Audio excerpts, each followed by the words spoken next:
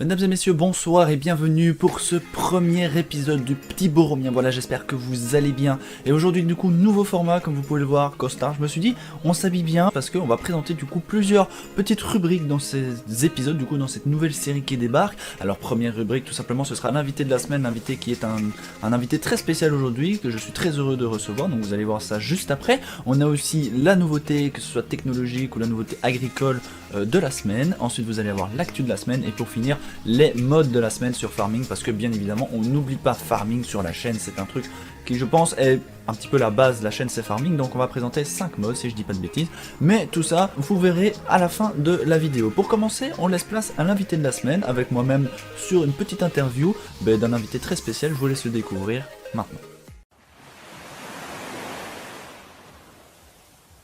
Bon et bien bonjour, du coup pour ce première petite interview, nous sommes avec Hugo alias le simulateur du Vexin qui est présent avec nous. Salut à toi.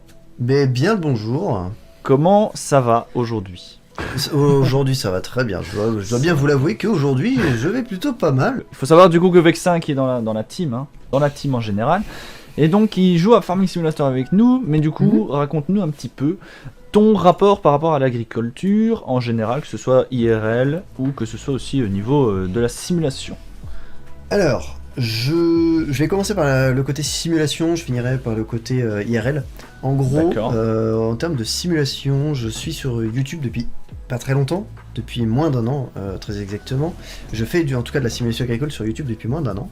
Tout simplement parce que j'ai voulu partager un peu ce que je vivais. Mais j'ai commencé il y a bien longtemps sur Farming Simulator 2011, à sa sortie en fait. Et j'ai fait tous les opus jusqu'au dernier. Et donc ça fait un vrai paquet de temps que j'y joue et c'est une vraie passion pour moi ce jeu. Et voilà, du coup j'ai souhaité faire partager mon histoire à d'autres personnes. Voilà. Donc moins d'un an depuis moins d'un an sur YouTube, depuis voilà, le confinement, le premier confinement, il me semble un peu avant d'ailleurs. Avant le premier confinement. Avant le premier confinement. D'ailleurs n'hésitez pas à aller voir sa chaîne YouTube bien évidemment. Depuis février normalement. Tu as commencé avec la série Ma Petite Ferme, c'est ça si je me dis pas de bêtises. Ouais, alors au début je faisais pas vraiment de série, au début j'avais fait quelques vidéos pour me dire bah écoute, en fait à l'époque j'avais une chaîne déjà où je mettais 2-3 vidéos. Elles y sont toujours d'ailleurs, on peut aller les voir. Hein. Mais j'ai voulu me relancer en faisant 2-3 petites vidéos sur Farming, je m'en souviens.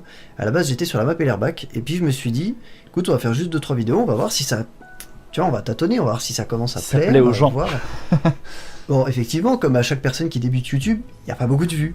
Donc c'est normal, mais je me suis dit, bon, on va pas s'arrêter au premier abord, on va continuer. Et réellement...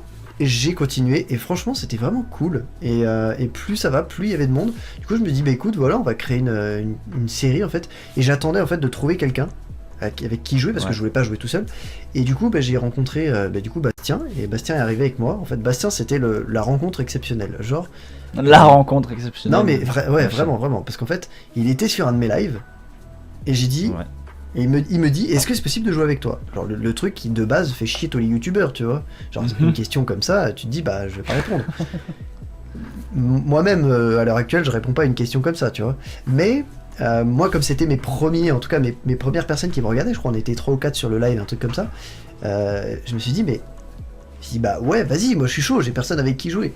J'ai dit, mais voilà. Et le mec me dit, bah attends, il me faut un PC et Farming. Je fais, bon écoute, achète un PC, achète Farming, et après on voit ça. Le lendemain matin, enfin le lendemain soir, pour mon live, il est arrivé, il m'a fait, hey, j'ai un PC et j'ai Farming. J'ai un ordinateur, je l'ai pondu, il est là. Ça. Et du coup, bah on a joué à Farming le soir même. Voilà. Et c'est comme ça que ça a commencé en fait. Et derrière, on a fait ma petite ferme, après ma petite ferme qui a duré pas mal de temps. J'ai fait la ferme des ormes. J'ai fait la ferme des ormes, c'était ma petite série solo que j'avais commencé tout seul, qui était bien sympa. Et puis bah après j'ai rencontré Trinka, après j'ai rencontré du coup il y avait Trinka, il y avait Bastien, j'ai rencontré The Seb, voilà, j'ai commencé à rencontrer un peu de monde et après j'ai créé du coup Hard Farm saison 1. Et puis du coup bah, c'est pendant cette saison de Hard Farm que bah, je t'ai rencontré toi pour la première fois, que j'ai rencontré la team, donc Juti, Maël, tout ça. Et puis bah, on a commencé à beaucoup parler, à beaucoup sympathiser, c'était vraiment sympa. Et un beau jour bah, tu m'as annoncé est-ce que tu vas rentrer dans la team et j'ai fait bah écoute, pourquoi pas, je tente l'expérience, en vrai, c'est quelque chose qui était complètement nouveau pour moi. C'était sympa, c'était cool. Donc voilà un petit peu pour l'aventure YouTube et à l'heure actuelle, les programmes sur la chaîne Hard Farm. Papy Vexin. Alors du coup, pour les projets de la chaîne, vous n'êtes pas sans savoir qu'on a démarré la saison 2 de Hard Farm déjà.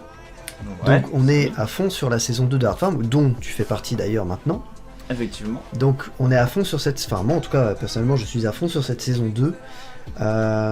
J'ai les lives de Papy Vexin qui vont changer d'ici quelques mois. Normalement, je suis en train de plancher sur l'histoire. Ils vont changer, ils vont devenir beaucoup plus réalistes et beaucoup plus ludiques en fait pour les gens.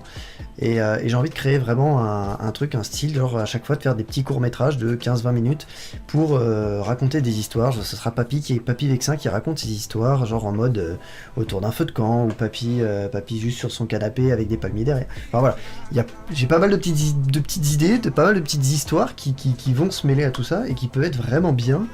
Et voilà, donc là je suis en train de mettre ça en place. Et à court terme, à très court terme, j'ai normalement une nouvelle série qui est sortie. J'ai une nouvelle série qui est sortie là début de semaine. Alors quel jour je ne sais pas parce qu'à l'heure où on tourne cette vidéo, je ne sais pas encore à quel jour je vais la tourner. Mais j'ai cette petite série qui change un petit peu de farming parce que c'est pas du farming. J'ai voulu changer un petit peu de farming, pourquoi ? Parce que je trouve qu'on tourne vachement en rond sur farming en ce moment, puisqu'ils nous ont pas sorti le dernier opus de farming. Et du coup, je trouve qu'on tourne beaucoup en rond, et j'avais envie d'apporter un contenu supplémentaire à la chaîne en attendant d'avoir le nouveau farming. Et du coup, quoi de mieux que de faire un jeu qui a la cote et qui fonctionne énormément, et ce jeu, ça s'appelle Assassin's Creed Valhalla. Du coup, je me lance sur pas du tout du farming. Non, absolument pas. Je me lance sur une série. En gros, je vais faire une aventure suivie sur Assassin's Creed Valhalla. Donc tout sera en épisode ou en live et tout le monde pourra suivre sans problème tout ce qui se passe. Voilà. Ça change et ça fait du bien aussi. Ça change. Ça change. Mais en vrai, je sais pas. Moi, j'ai envie d'essayer. J'ai envie d'essayer le test, de voir si ça fonctionne, si ça attire un peu du monde.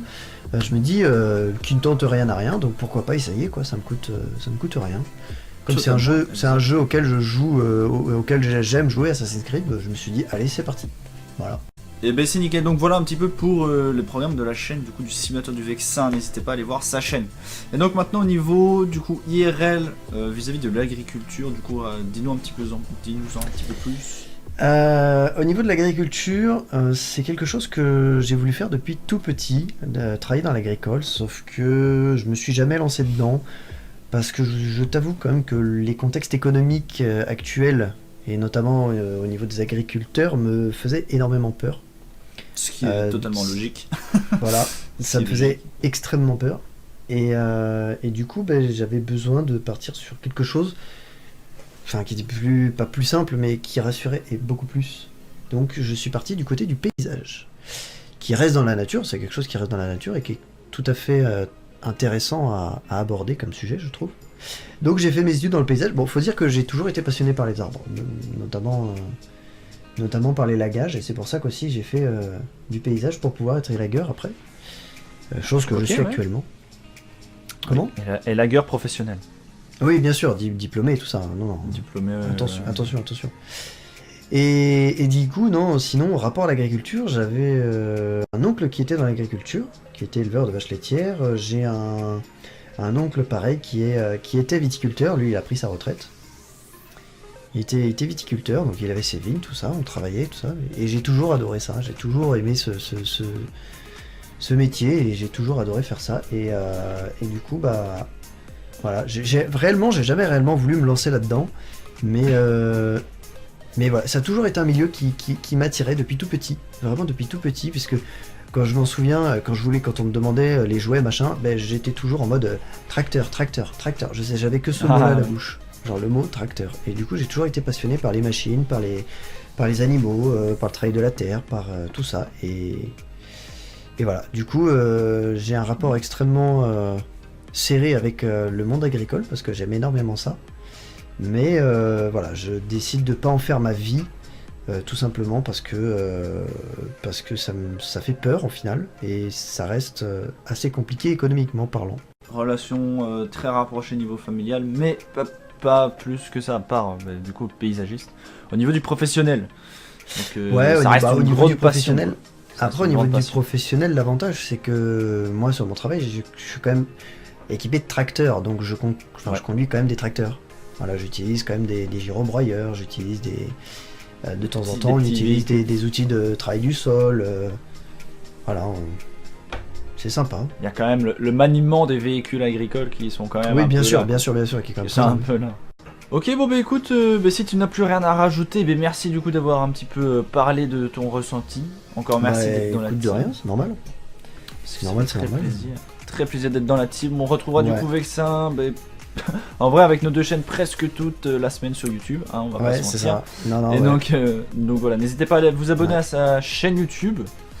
Et puis voilà. Du coup, merci d'être venu. Et puis, de rien. On se retrouve très vite en vidéo ou en live. Exactement. Voilà. Allez, à la prochaine. Salut.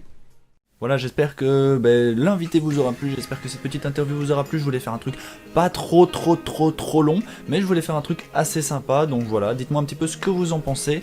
Voilou. Alors ensuite, du coup les amis, maintenant je vous ai parlé de la nouveauté technologique agricole. Du coup ce sera toute nouveauté, que ce soit les nouveautés en termes de sortie, les améliorations de machines, etc.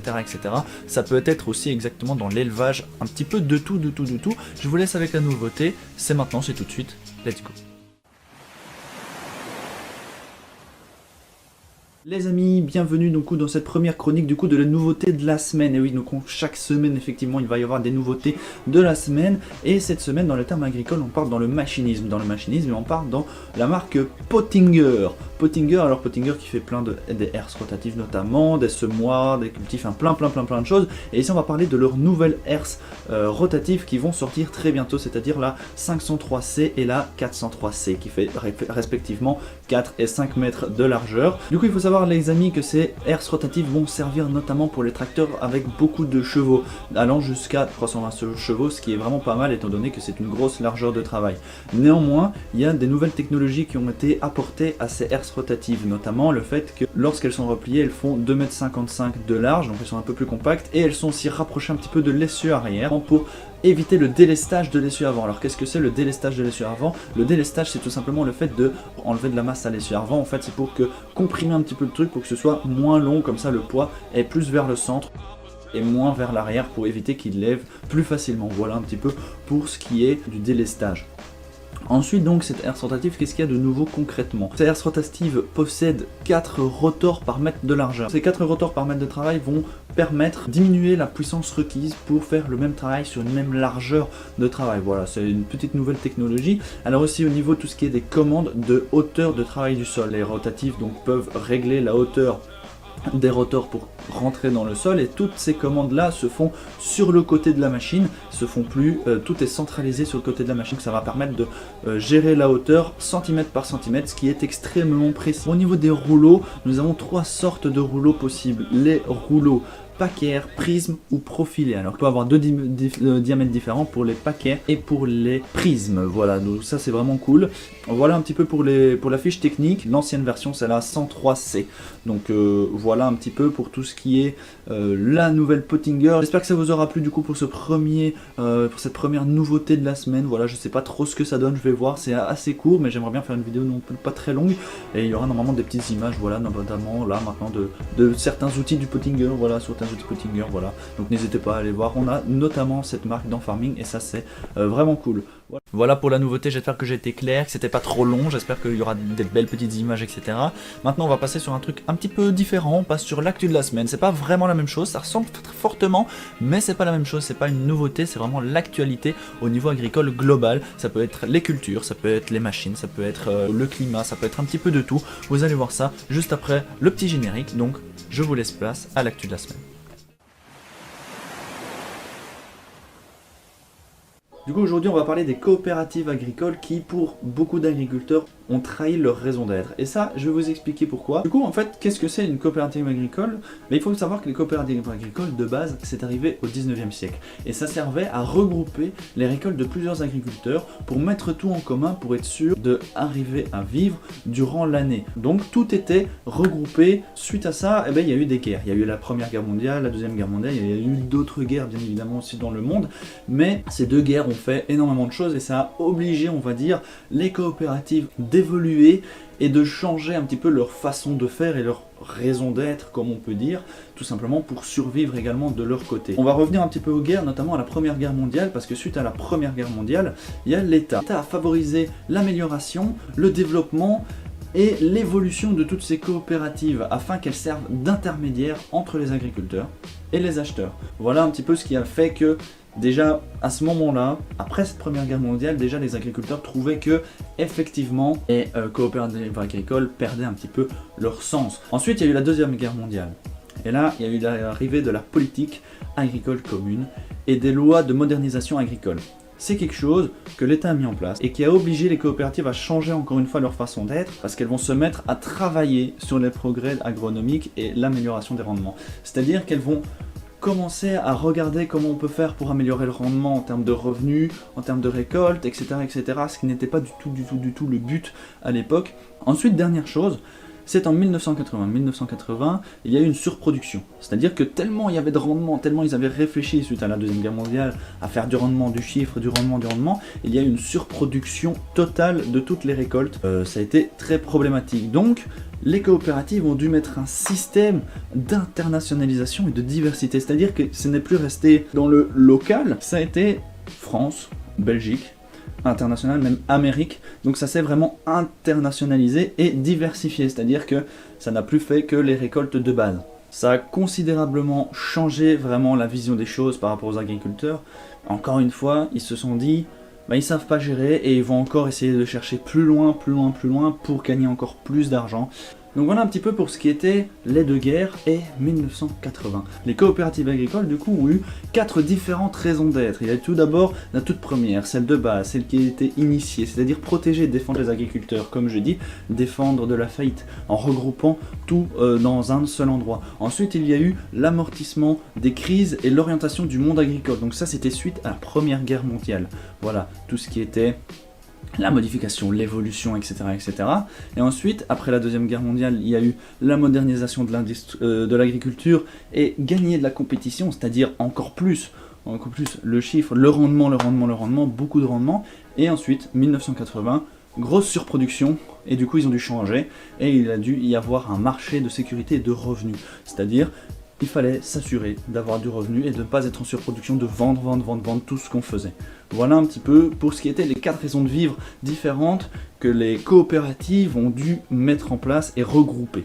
Donc voilà un petit peu pour l'actu de la semaine, voilà, c'était un petit peu plus long, je pense qu'on est sur 10 minutes plus ou moins d'explications pour l'actu, mais je trouve ça sympa. Donc voilà. Bref, retour du présentateur trop chiant, mais retour du présentateur quand même. L'actu est maintenant fini les amis et on se dirige tout doucement vers la fin de la vidéo. On se dirige vers la dernière rubrique qui est tout simplement la rubrique les modes de la semaine. Voilà les modes de la semaine, 5 modes du coup cette semaine si je ne dis pas 5 comme ça, pas comme ça. 5 modes du coup si je dis pas de bêtises cette semaine, voilà les meilleurs modes de la semaine il me semble. Je vous les présente donc sous format de petits plans de vue avec des fiches techniques etc. Vous allez voir ça juste après exactement comme d'habitude le générique, le petit jingle. Donc à tout de suite pour la fin de la vidéo. Eh bien bonjour tout le monde, j'espère que vous allez bien, on se retrouve donc aujourd'hui pour cette première sélection de modes. Et oui aujourd'hui du coup 5 modes que je vais vous présenter du coup avec des images, des petites fiches avec les caractéristiques un petit peu des modes. Alors on commence tout de suite avec un magnifique Fendt Favori 800, la série 800, alors on peut aller, donc ce Fendt peut aller de 165 chevaux jusqu'à 240 chevaux au niveau de puissance moteur. On a, attention, une grosse option, c'est le mode forestier, c'est vraiment sympa, ça rajoute un petit quelque chose le mode forestier, donc ça rajoute une cage, comme vous pouvez le voir à l'image, un arceau du coup autour de la cabine pour la protéger. En termes de l'attelage, on peut choisir entre une masse ou un chargeur. On peut également mettre un chargeur, en parlant de chargeur, on peut également mettre un chargeur avant ou non, donc bâti de chargeur avant ou non. La vitesse, alors le tracteur roule à une vitesse de 50 km/h en vitesse de pointe et le prix est dans les environs de 165 000 € de base. Donc voilà, ça varie, 165 000 €, 170 000 € plus ou moins, quelque chose comme ça, ce qui est un prix, je trouve, assez raisonnable pour 240 chevaux, je pense que ça va, même si c'est un petit peu plus élevé. Donc voilà un petit peu déjà pour ce Fendt 800 Favori. Deuxième mode, et ça c'est un mode qui est vraiment pour moi très sympa, c'est un drone agricole. Voilà, c'est un drone de pulvérisation qui pulvérise du coup sur une largeur de 3 mètres, voilà. Il fait 370 chevaux, même si je trouve ça très bizarre, 370 chevaux, à mon avis il a dû merder dans le bazar. Le stockage, on est sur un stockage de 800 litres en termes de capacité, du coup de citerne hein, pour la pulvérisation, donc pour de l'engrais ou bien de l'herbicide. Et ça épanse une largeur de 3 mètres, ça j'ai déjà dit. Et alors il va à du 50 km/h, ce qui est une vitesse très très rapide, et son prix est de 18 000 €, ce qui est vraiment raisonnable je trouve pour un petit drone, je trouve c'est sympa. Pour une petite partie solo, je pense que ça peut être vraiment cool de faire ça. Troisième mode, on est sur la Tektron 415, c'est tout simplement une arracheuse à pommes de terre qui change de la grime, hein, donc c'est une grime qui change de la grime de base tout simplement parce que c'est un seul essuie à l'arrière et des chenilles avant. Voilà, je trouve que c'est vraiment sympa. Alors elle fait 496 chevaux, donc presque 500 chevaux en termes du moteur, ce qui est vraiment énorme. La machine va à du 25 km/h, ce qui est très peu, mais on va pas se mentir, ça roule pas plus vite IRL. On a une trémie de 20 000 litres, ce qui est pas énorme, mais franchement ça fait le taf. Si on a un transborder ou quoi qui est là, bon ça fait le travail. Et son prix est de 429 000 €, ce qui est vraiment bien. Un gros prix, mais pour une machine comme ça, je pense que c'est un prix raisonnable. Après, pas d'autre option malheureusement, on peut pas changer les roues, pas changer la couleur, etc. Mais bon, je trouve que ça change déjà de celle de base et ça fait du bien. Avant-dernier mode, du coup on est sur le Big Bag Winch, tout simplement une espèce de petite grue comme ça qu'on va accrocher à son chargeur avant sur un tracteur, c'est le chargeur avant, attention. Et on a des nouveaux Big Bag, alors le porte-sac donc que j'appelle donc la petite grue coûte 8200 €, les sacs de semences donc coûtent 3000 € et les sacs de fertilisants coûtent 2100 €. Tout simplement c'est des sacs de 1500 litres chacun, voilà, ils paraissent très gros sur le mode, mais en fait ils font que 1500 litres chacun, mais je trouve ça très sympa, ça change un petit peu et c'est très pratique parce que on n'a pas d'emmerde de ballottement, c'est très stable et ça c'est vraiment très bien. Et alors attention, comme je dis, oui voilà, c'est 1500 litres les sacs, voilà, pas d'autre option, on peut changer la couleur également de la petite grue, mais rien de très spécial, mais je trouvais que c'était un mode qui méritait d'être vu parce que c'était plutôt sympa. Et pour finir, je vous présente les masses MBE, un petit Mac de masse MBE avec une masse allant de 600 kg jusqu'à 1400 kg, voilà. Et les supports de masse, donc c'est des masses additionnelles du coup qu'on peut accrocher aux masses déjà qu'on achète, qui vont de 300 kg jusqu'à 600 kg. Le prix pour les masses donc de base hein, vont de 1800 € jusqu'à 2350 €, et pour ce qui est de l'additionneur, enfin les masses en additionnelles vont de 500 € à 800 €, étant donné qu'on a 300, 400 et 600 kg si je dis pas de conneries. On peut changer les couleurs des masses bien évidemment, mais pas des masses supplémentaires, mais les couleurs des masses on peut tout changer, toutes les couleurs possibles et imaginables. Voilà, c'était un petit peu la présentation de ces 5 modes. Vous pourrez les retrouver bien évidemment sur mon site internet, bien sûr. Ils seront mis avec une image chacun, un lien direct vers le téléchargement du mode officiel bien sûr. Et voilà, n'hésitez pas à aller sur le site, ça ferait plaisir. Voilà, je vous laisse pour la fin de la petite vidéo avec le présentateur, donc à tout de suite. Voilà, cette vidéo touche à sa fin, j'espère qu'elle vous aura plu, j'espère que le format vous plaît, ça change un petit peu d'habitude, j'espère que c'est cool pour vous, j'espère que vous kiffez ça. En tout cas moi je kiffe et je vais faire ça une fois toutes les 2 semaines, donc voilà, soyez là une fois toutes les 2 semaines sur la chaîne, ça me ferait extrêmement plaisir. Voilà, bref, je vous souhaite à tous une très bonne journée, une très bonne soirée, je vous dis aimez, commentez, partagez, abonnez-vous si c'est pas déjà fait. Je vous dis à dans 2 semaines pour un nouvel épisode du Petit Boromien, à plus tout le monde, plus, ciao ciao.